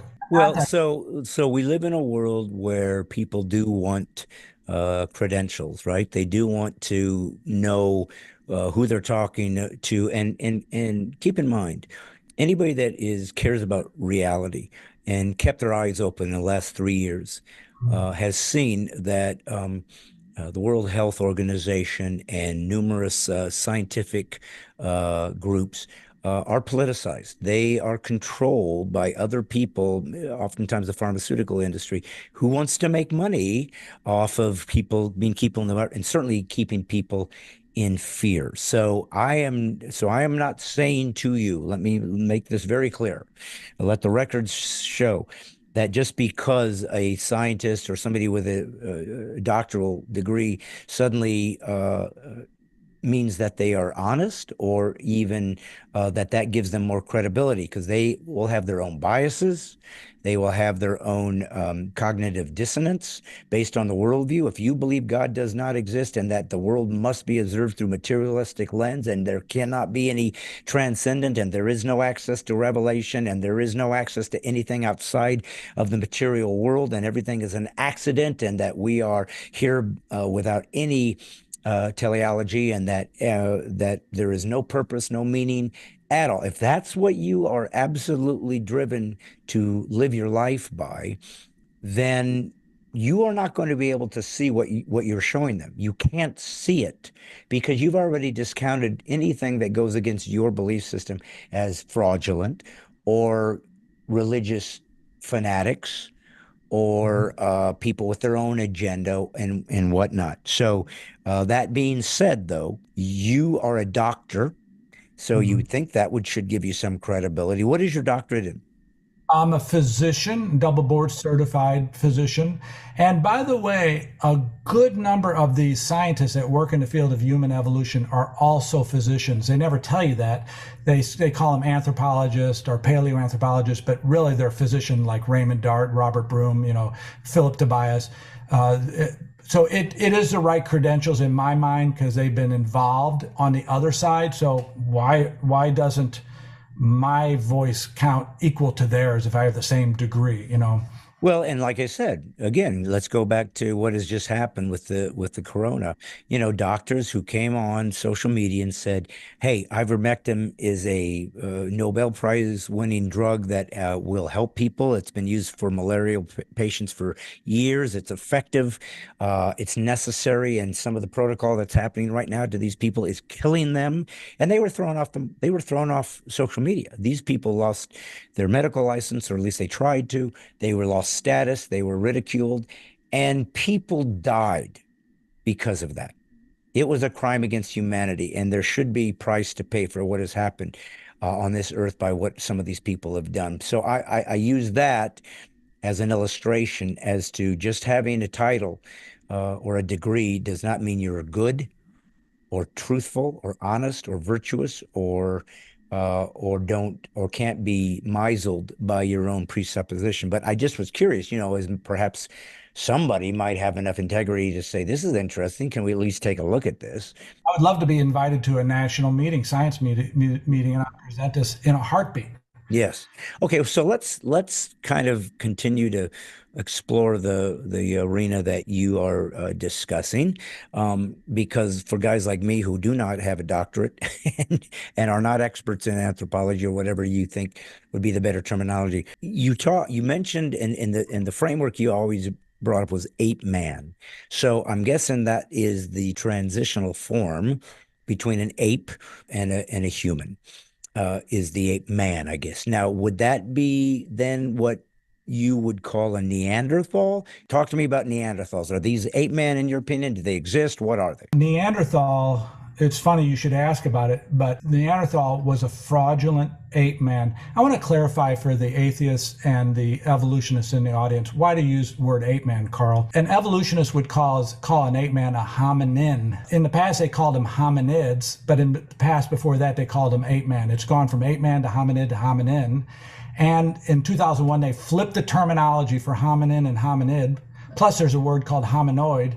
And so I say, I'm going to cut through all this and go back to ape man. It was a scientific term, and it means a creature that's not an ape and not a human being, Homo sapiens, but something other that's on the road to evolving from an ape to a human. And the Neanderthal was portrayed as an ape man since 1908, but it was actually a set of 4 frauds carried out by the scientists at the National Museum of France in Paris, the Natural History Museum in Paris. And these frauds were carried out by Dr. Marcelin Boule. And if you'll give me just a second, I'd like to pull up his 4 frauds. So the Neanderthal, from your research, is literally a fraud. It's not even up for debate as to whether it exists. Well, I tell you what, many of the evolution scientists that I interviewed said that they thought Neanderthal was Homo sapiens. It was not anything but a Homo sapien that had been, they didn't say fraudulent, but that had been altered. So it's question, is it just a ordinary Homo sapiens or variant, or is it part ape, part man? Now, I want to show you here how we even got to this discussion, because we shouldn't be having this discussion. In the past, they portrayed Neanderthal like this. It looked like a gorilla bent over, hairy. And that was 1908, Marcelin Boule, this hairy creature. But he did 4 frauds. Number 1, on the underneath side of the skull from this 1908 skeleton that was found, he moved the foramen magnum. The hole on the bottom of the skull is called, where the spinal cord enters, is the foramen magnum. He moved it from the human position, because it was a human, into this ape position. And he didn't explain this with clarity on this skull here, that the bones are missing around it to allow him to move it. If you go down below here and you see yellow, that's where the bones were missing. It allowed him to move the foramen magnum. And this was only discovered in 1989, that he moved the foramen magnum. That was the first of 4 frauds he did on this creature to make us believe, everybody from 1908 till 1990, that Neanderthal was an ape man. Now people say he looks like an ordinary human being. The second fraud he did was he altered the drawing of the neck bones. See, when he died, that's when usually the frauds start to become uncovered. His partner realized that he had altered the drawing of human neck bones so it looked like Neanderthal wasn't human. But when he substituted the correct drawings, Neanderthal's neck bones did not look anything but human. And the third thing is the leg bone, the tibia, that's a big bone in the lower leg, it's bent back at the top. But humans today have tibias variation with bent back upper tibias. It just, some people do, some people don't. And Marcelin Boule knew and saw, and this is his photograph of a modern Frenchman, 1908, tibia with a bent back tibia. And he said, I know that some Frenchmen have this same trait, but Neanderthal's same trait of a bent back tibia mean that he could not straighten his leg and he had to walk with bent knees. Well, what does that mean? I mean, what do the French that have bent back knees, do they walk like apes? No. So the fact that he would not allow his colleagues to see the fossil, and this is also a recurrent theme in these frauds, suggests that he was hiding things. There was a scientist from the Smithsonian that came over to interview him about these fossils and wanted to see the fossils. That scientist's name is Alish Hrdlichka, and he came from the Smithsonian in 1911, 1926, and 1928. Came by ocean liner to Paris. So he had a big commitment in this, I don't know, 3-week trip or whatever. Each time he would come with all of his credentials, he's from the Smithsonian, Marcelin Boule would not let him pick up the fossils. He said, there they are, but you can't inspect them. And that is a common theme of how they keep frauds going for so long. They finally come out generally after the scientist dies or is retired and has no more political say. But as long as he's out there hiding his fossils, scientists generally don't find these frauds. A lot of times it takes 100 years, 50 years to uncover the frauds. The bones that were discovered for Neanderthal exist. Yes. But you're saying that what they did was, so is it an ape then, in your opinion, that got created to look like a human, or the other way around? It's a full human that was altered to look like an ape. Okay, okay. and interpreted today. In fact, there's people today that look exactly like Neanderthal skulls. You know, they are part of the variation. If you saw pictures in the museum of Neanderthal modern pictures, you would say that's a beautiful lady, Neanderthal woman, but it's just an ordinary woman, you know, and same with the pictures of male Neanderthals. You would say that just looks like a regular person. There's nothing unusual about him. So we've gone from this gorilla-like creature, which was BS, fraudulent, to, it looks like a human. Your research, which was to try to prove evolution, I guess, initially, and then suddenly you're in a rabbit hole that you don't expect to end up in, finds all this fraud. You find out that there's people that do want to research this, perhaps, and get to the bottom of it, and aren't even given access to the materials and so forth. And they never questioned that. They never said, why is this guy not letting me check this out? I mean, didn't they have some suspicion that something wasn't right? Because a scientist's job is to repeat and observe the same phenomenon so that they can reach the same conclusion to give it some validity. So why were not other scientists raising the alarm about, look, I'm on your side, but I just want to validate this. Why aren't they care enough about the integrity of science to raise a stink about this? Because of political retribution. And they generally will not point out frauds, because a lot of the frauds have been pointed out by the evolution scientists in my interviews. They will not point these frauds out until that scientist is dead.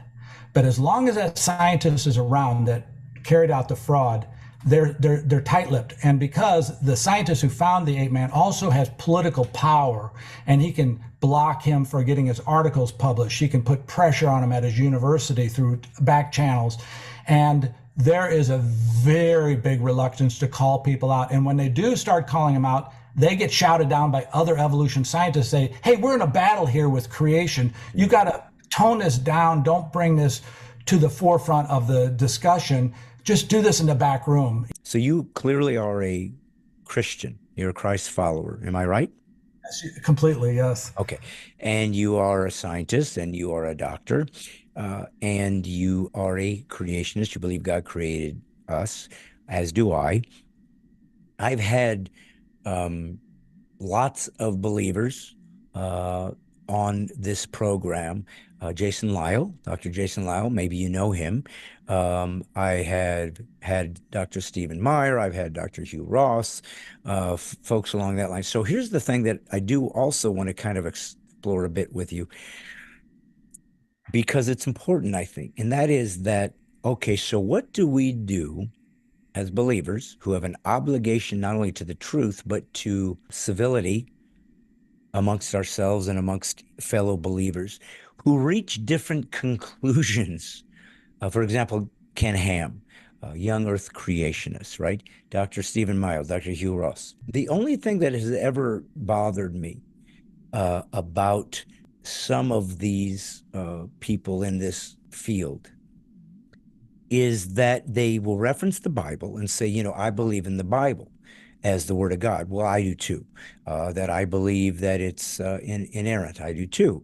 I believe that it's God's revelation and that it tells us how things got here and what went wrong and how do we fix it, and I do too. But we've reached some different conclusions as to what the Bible's telling us. So how do we interact with each other in that regard without sort of accusing each other of somehow not believing in the Bible? That's the thing that I heard from Ken Ham was, if you don't think it's X amount of years old, you don't even believe in the Bible. And as opposed to, well, what if people don't see the interpretation that you do the same or whatever, but they're trying to serve Christ and they're trying to lift up God Almighty, and they're fighting against atheism and materialism. So what happens when we come into that kind of a friction? You know, how do you see that issue that comes up within our own people that sometimes causes us to be fighting against each other instead of for each other? Absolutely. I would love to give you an answer and maybe take 5 or 10 minutes, Brad, but I can solve this for you.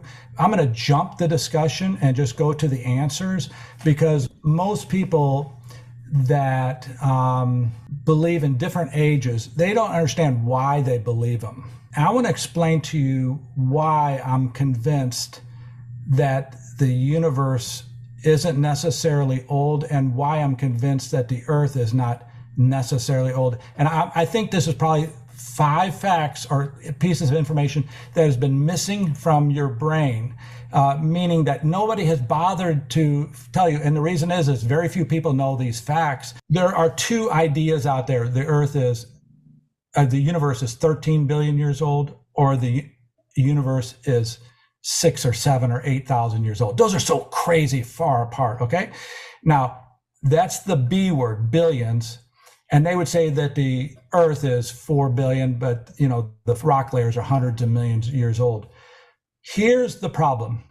There's no way to measure billions.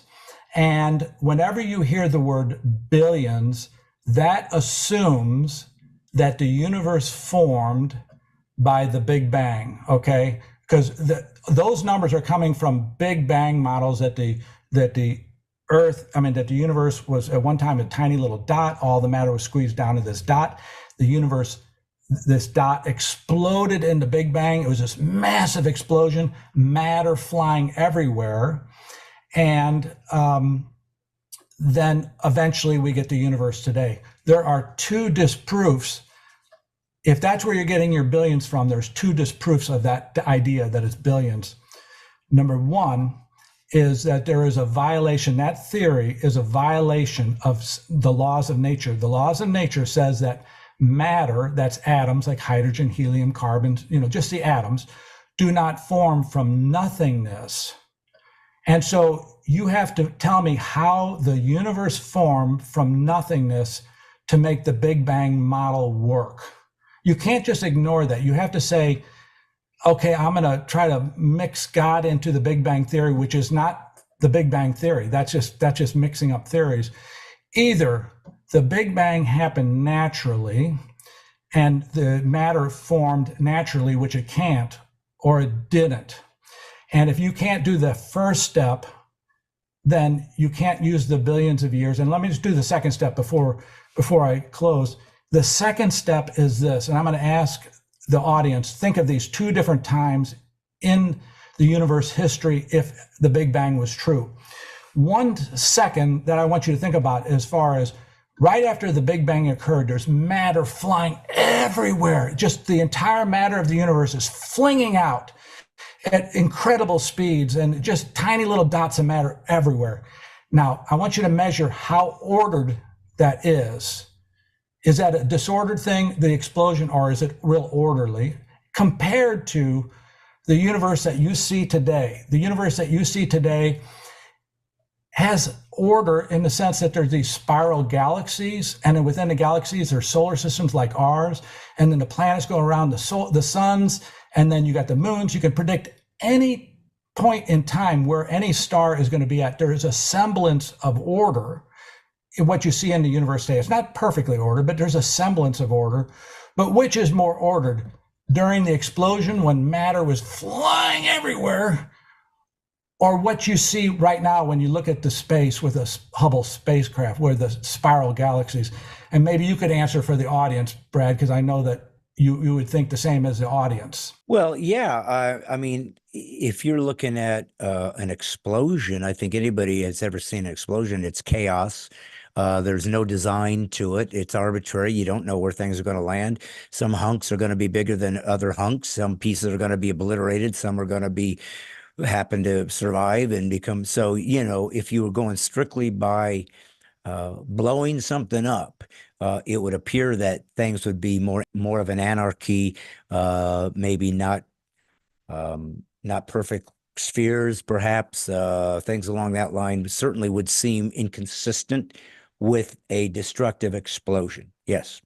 So in other words, the explosion of the Big Bang is disordered compared to what we see today.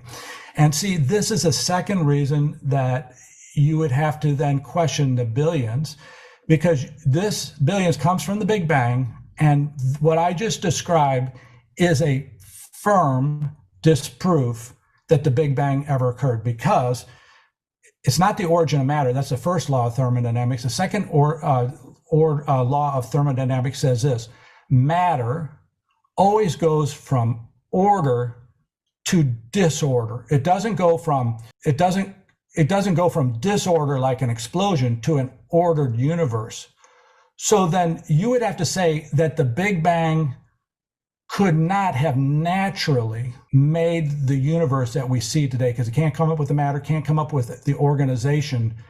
And then your tendency, not your tendency, but everyone's tendency is to throw God on top of the Big Bang. Well, God then directed the Big Bang and he pushed things this way and that way. But that's not what the Big Bang theory is. The Big Bang is the Big Bang. And creation is a creation. The Big Bang says that it happened naturally with atoms following the laws of nature. So now I just decimated the Big Bang, which is the billions of years. And if I could, I would like to decimate the millions of years. If you go to the top of the Grand Canyon, Brad, and you stand there, the wind's blowing, and you look down, what is it, a mile deep, and you see all those layers, they're fascinatingly voluminous. I mean, it's just so many layers and so much volume of material. And you would look down and say, that's crazy to think that this all came from a flood, Noah's flood, because that's what the creationists believe, okay? And you would say, how could all these layers of the Grand Canyon form in just a year? Because that's what you'd have to believe, because if they came from Noah's flood and it's a year and it's a Bible, it's all that. So it's either those layers formed over like 400, a billion years or 800 million years, or they formed over 1 year. Again, that's so crazy difference. It should be easy to prove it one way or the other. And here's the facts that everybody has been missing. I have them because I haven't had a chance to write them up yet, but I've done the interviews and photographed it. Number one, there are layers from the bottommost layer, it's called the lowest layer of the rock layers, of the sedimentary rock layers, called the Cambrian, to the very most highest layer called the Holocene, or every layer of the Grand Canyon, every layer of the world's rock layers, when you go by name, Miocene layer, Cretaceous layer, they all have saltwater creatures. So that would mean one of two things. Number one, it was Noah's flood, and that's, of course, there's saltwater creatures in there, and that would explain it. Or number two, that there wasn't one Noah's flood. From an evolutionist, to get saltwater creatures in all the layers, in the middle of all the continents, you would have to have 15 floods that covered the earth. Water going up, water coming down. Water going up, water coming down. That's harder to believe than just one flood. So that's one question about the millions of years. The second thing, and I know that you will disagree, and I know that your evolution believers are going to say he's crazy, that's wrong, but this is true fact. And again, there's very few people on the earth that know this, is that every layer from the top layer down to the bottom layer has modern appearing animals. They've always portrayed that the bottom layer is strange animals like trilobites and things like this, and the top layer has humans and buffalo and things like that. But that's not true. From the Cambrian, the Precambrian, the lowest layers, all the way up, you can see modern appearing animals, which that would defy evolution. And we've been taught that these millions of years is evolution in those rock layers. And then finally, if I may be so bold as to hold the microphone, is there are places all over the world, Nova Scotia being one, we filmed them, that these layers, let's just say these layers are 15 feet thick, okay? One layer is 15 feet thick. There are trees going up through 2 or 3 layers, okay? Trees going vertical. And here's the problem. You know that if a tree gets mud around the base, it starts to rot wherever the mud is, and then it rots and falls over. In fact, you can't get a tree, even if it didn't have any mud around it, to live more than 1,000 years. Usually it's a couple hundred. But here are trees going through what are 3 layers that are supposed to be 10 million years each. So this would be a tree standing upright for 30 million years, waiting for the sediment to come around it and build up, build up, build up. And once you see this, these layers with the trees look exactly like the layers of the Grand Canyon. They're flat, there's no erosion between them. You start to realize these layers appear to have been laid down quickly before the tree rotted and fell over. And so once you realize that, and then the final point is that there's no erosion of these layers. If you ever notice when you're driving down the highway and you go through the rock cuts, they're always flat. The layers are always flat, like a bunch of pancakes laid up on. If these were laid down over millions of years, then they shouldn't be flat. There should be river cuts in each layer. As you go down it, you say, okay, back then, 3 layers down, there was a river here, because you can see where it cut through and made a river channel into the layer below it.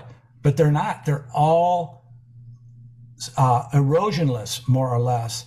And there's no river channels in any of the layers in the Grand Canyon, which is crazy. That would suggest that either they were laid down underwater where there's no erosion, or there was no rivers or creeks for 500 million years in the Grand Canyon area. That's crazy too.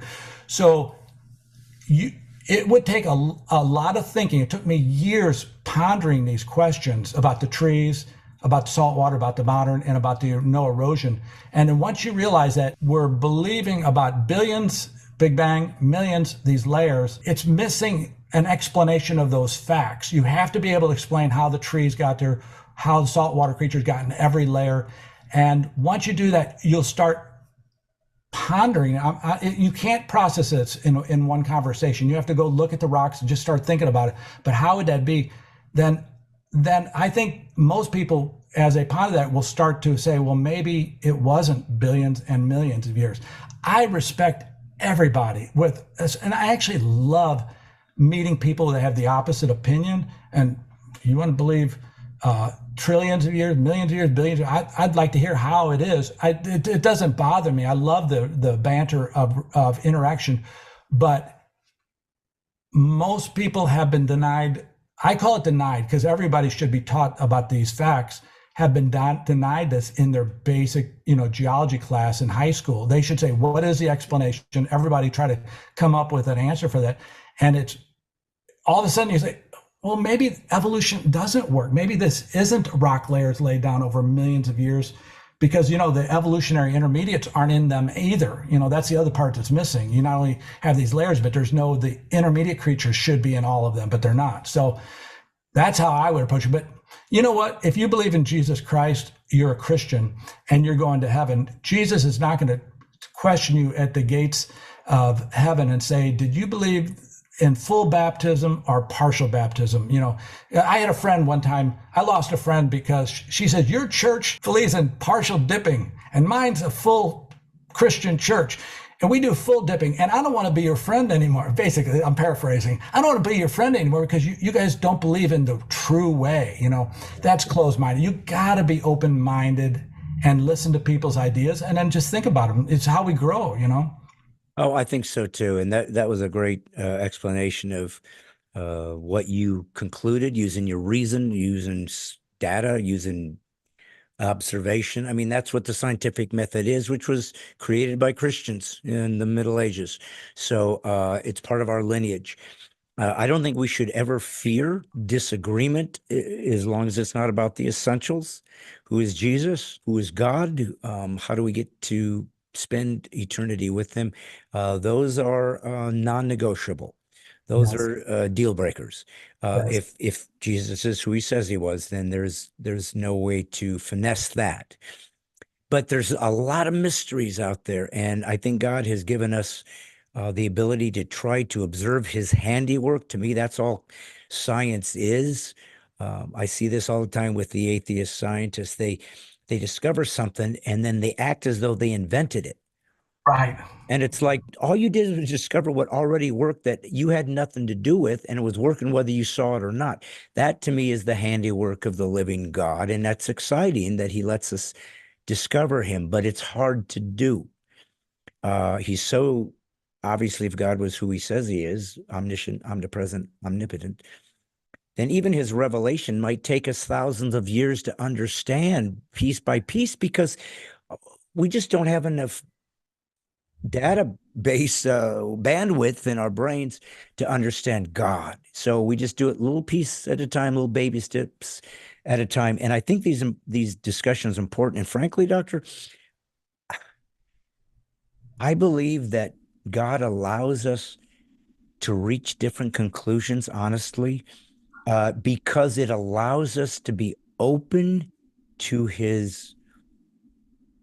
further revelation. If you ever get closed and myopic in how you see things, then maybe there's some unique element of truth he wants to give you that you'll never get to, because you've already closed off that option. Just like the materialist closes off the option of transcendence. So even if that information is staring you in the face, you can't see it, not because it's not there. You cut off the option of observing it. That was arbitrary. You did that to yourself. That wasn't part of the scientific method. You chose to make that part of what you considered science, and that is only through a materialistic lens. Well, that doesn't make you a scientist. That makes you a propagandist of one particular ideology of how the world works. And it's not the truth. And those of us who are theists, I think, have a much more robust and interesting way to see the world, because we actually have the balance of the transcendent, the spiritual, as well as the biological. Both are sacred to God because he created us that way. Well, I want to say thank you for your incredible perspective, these amazing pieces of information about fraud in evolution, that you have actually talked to these people. This isn't some wacky cult guy making up crazy stuff on his own. It's like I talked to him. You can listen to their own words. I've shown the photos. Here it is. So we need to have access to your book. Once again, reference your book. Can you get it on Amazon, or how do we get a hold of, if people really want to go into the deeper finesse of your information, where would they get your book? The simplest place to find everything, the video series, the video on demand, the books, is from my website, thegrandexperiment.com. The reason is there's 4 options for each book. You can get a Kindle, you can get a softbound, hardbound, and it just basically points you to Amazon. But you could just buy it directly from Amazon, but it's kind of hard to find all the pieces. Just start at my website, thegrandexperiment.com. And I would highly encourage all your listeners to watch the video series, which you can get to through the website, and watch the last 4 episodes, which is all the frauds. And you see the scientists disclosing this stuff on camera, rolling, it's crazy. And so the last 4 episodes deal with the 150 frauds and just basically take you through them, like I did for a few of them, all 150. And they just get crazier and crazier and crazier, So I'd encourage. No, it is fascinating. And for those of you listening on Spotify and Apple and so forth, Dr. Werner did show some photographs and some visual information that was referenced from his book and so forth. So that's why you need to watch the documentary. That's why you need to get the book, so you can really see what he was referencing. But very detailed. These are big books. This isn't a pamphlet. It's years and years of his life, just to do nothing but seek the truth and to represent the story that is the ultimate story, that God Almighty is real. And one time he dimensionalized himself so we could see him with our real eyes. And that was through Jesus Christ. It happened one time in history. And the next time you see him, you better be on his side, because he ain't messing around this time. And from what appears to be such a unique time in human history, perhaps, just perhaps, we are in the last chapter on earth, because it certainly seems like things have gone haywire. But thank God for people like Dr. Werner, who's certainly trying to help us know the depths of God's handiwork and really understand the truth, so you can be more secure in your faith that God is real and has made himself available. Folks, This is God's Comic Brad Stine. I hope we will have another chance to talk with Dr. Werner. Please go visit his website. And if any of you know people that can help him get his message out, message us, send us some emails, or even him personally if you want. I'm sure you can get his info on his website. And let's see if we can get this message out, and let's hold him to his word. We'll get people on there to try to fight him, and let's see if the best man can win. This I would love, be an interesting conversation, folks. I would love that. Yeah. No, and I appreciate it. So, folks, this is God's Comic. As you know, I'm not funny half the time when I'm talking to these people because so much is at stake, and the truth isn't always funny. Sometimes it hurts, but it's important because we need to know what it means to find true north and how to get home eventually. We're all terminally ill. But we're all going to live forever. Just where will that be? And that's the ultimate question. And for Christ followers, we know where that is. God wins every time. Remember, folks, if they ever say to you, you're being politically incorrect, always thank them for the compliment. If that means you're a truth teller. And if you're a Christ follower, you're the last truth teller on earth. And as I always say, I'm just a comic. I'm not an expert, but I'm doing what I always do. I'm just putting the woke back to sleep. See you next Monday.